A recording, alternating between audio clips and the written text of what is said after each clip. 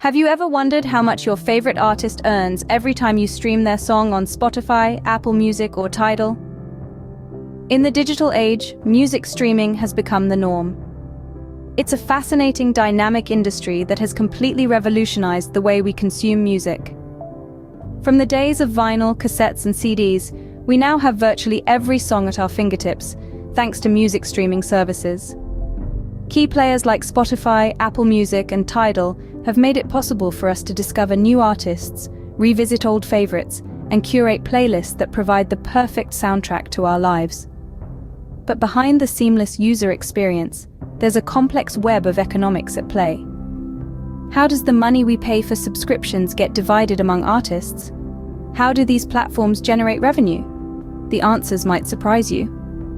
In the next few minutes, we will delve deeper into the economics of music streaming services and their impact on the music industry.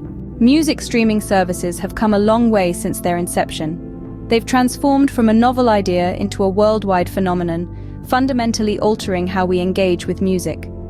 Let's take a stroll down memory lane and trace the course of this evolution. The concept of music streaming took root in the late 90s, with Internet Underground Music Archive and Napster pioneering the movement. However, these early attempts faced severe backlash due to copyright infringements and were short-lived. Fast forward to the mid-2000s, and we witnessed the birth of Spotify and Pandora. These platforms revolutionized the scene by introducing a freemium model, providing both free ad-supported tiers and premium subscriptions. The model struck a chord with consumers, and the era of music streaming truly began. As the 2010s rolled around, competition in the industry heated up. Tech giants like Apple and Amazon launched their own services, Apple Music and Amazon Music, respectively.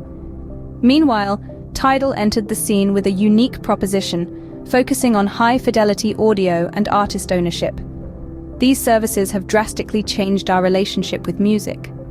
Gone are the days of buying individual albums or songs. Now, for a small monthly fee, we have access to millions of tracks at our fingertips. This shift has also impacted the music industry, with artists now needing to adapt to a world where album sales no longer determine success. Despite these changes, challenges persist. Issues of artist compensation and the sustainability of the freemium model continue to be hotly debated. Yet the growth of music streaming shows no signs of slowing down.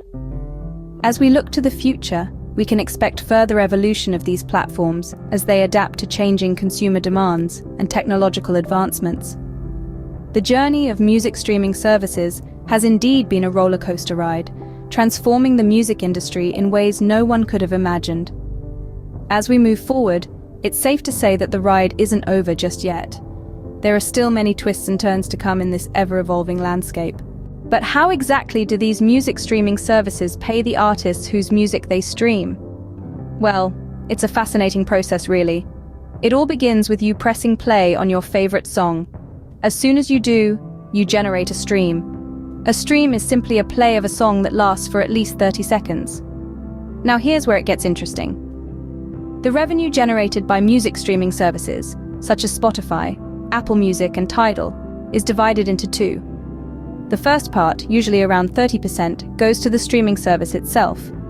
This contribution helps maintain the platform, fund new features, and keep the lights on, so to speak. The remaining 70% forms a massive pot of money, which is then distributed to rights holders. These are typically record labels, distributors, or independent artists who directly upload their music. But how does this pot get divided? Well, it's all about popularity.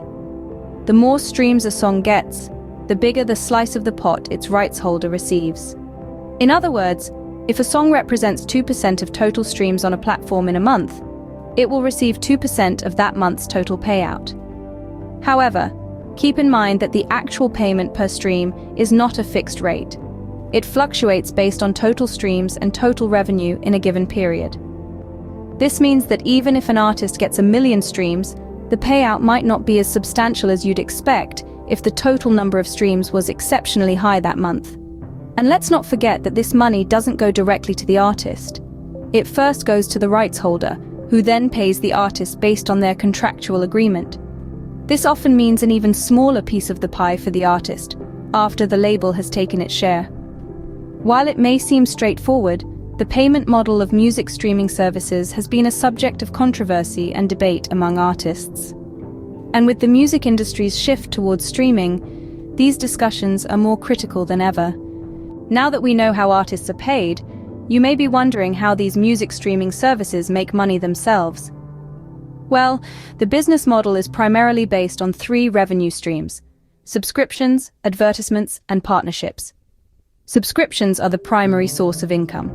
Users pay a monthly fee for access to a vast library of songs without any interruptions from ads. Then we have the ad-supported model, where users can listen for free, but their listening experience is interrupted by ads. Advertisers pay these services to reach their millions of users. Lastly, partnerships. Music streaming platforms often partner with other businesses like telecom companies or airlines, providing their services as part of a broader package. This not only brings in additional revenue, but also increases their user base. So, through a combination of subscriptions, advertisements, and strategic partnerships, these platforms generate revenue. Despite the challenges and controversies, music streaming services continue to thrive and shape the music industry. So, what have we learned about the economics of music streaming services? In our exploration, we've traced the journey of these platforms, from their humble beginnings to their current status as industry game changers. We've seen how they've revolutionized music consumption, shifting us from physical records and downloads to a more accessible digital format. We've delved into their payment structure, revealing the intricate ways in which artists are compensated. It's a complex process, involving numerous factors like streams, user subscription fees, and advertising revenue, which all play a part in determining an artist's paycheck.